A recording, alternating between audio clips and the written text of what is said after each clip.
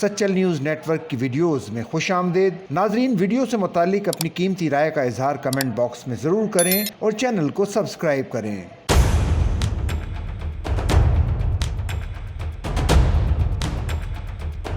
Governor state bank of Pakistan Jamil Ahmed Khan نے کہا ہے کہ واشنگٹن میں عالمی مالیاتی فنڈ کی 2 ہفتے تک جاری رہنے والی اسپرنگ میٹنگز کی وجہ سے IMF کی جانب سے پاکستان کو قرض کی اگلی قسط موصول ہونے میں تاخیر ہو سکتی ہے، جبکہ آئندہ ماہ سے افراط زر میں اضافہ ہو سکتا ہے۔ پاکستان فائنینشل لٹریسی ویک کی تقریب سے خطاب کرتے ہوئے ان کا کہنا تھا کہ ملک میں مالیاتی شمولیت بڑھانے کے لیے اس ہفتے میں متعدد سرگرمیوں کا انعقاد کیا جائے گا۔ ان سرگرمیوں کا مقصد مالیاتی خدمات کے بارے میں آگاہی فراہم کرنے کے ساتھ با اختیار بنانا ہے۔ دنیا بھر میں مالیاتی آگاہی کو اہمیت دی جا رہی ہے۔ ممالک مالیاتی تعلیم میں بھاری سرمایہ کاری کر رہے ہیں تاکہ معیشت کو مضبوط بنا سکیں۔ ان کا کہنا تھا کہ پاکستان نے بھی اس ضمن میں ٹھوس اقدامات اٹھائے ہیں۔ ہم نے اس بارے میں مالیاتی آگاہی کو پورے معاشرے میں فروغ دیا ہے۔ 2015 سے بالغ بینک اکاؤنٹس ہولڈرز کی تعداد 16% سے بڑھ کر 64% پر آ گئی۔ نیشنل فائنینشل لٹریسی پروگرام کے تحت 3.2 ملین افراد کو تربیت دی گئی۔ بلوچستان میں اساتذہ کو خصوصی تربیت دی گئی۔ جمیل احمد نے کہا کہ بینکنگ پالیسی میں صنفی توازن کو بہتر بنایا گیا۔ اکاؤنٹس کو آسان طریقے سے کھولنے کے ڈیجیٹل طریقے متعارف کروائے گئے۔ مالیاتی خدمات کو بڑھانے میں راست کی سہولت نے بھی اہم کردار ادا کیا۔ مالیاتی خدمات سے دور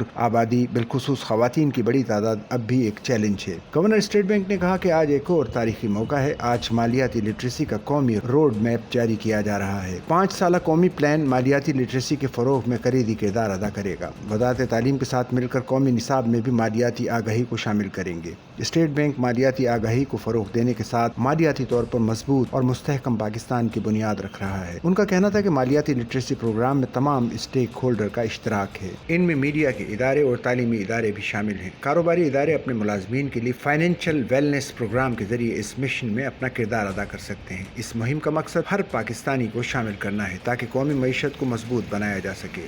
معاشرے میں بچت، سرمایہ کاری کے رجحان کو فروغ دے کر بہتر مستقبل کو یقینی بنایا جا سکتا ہے۔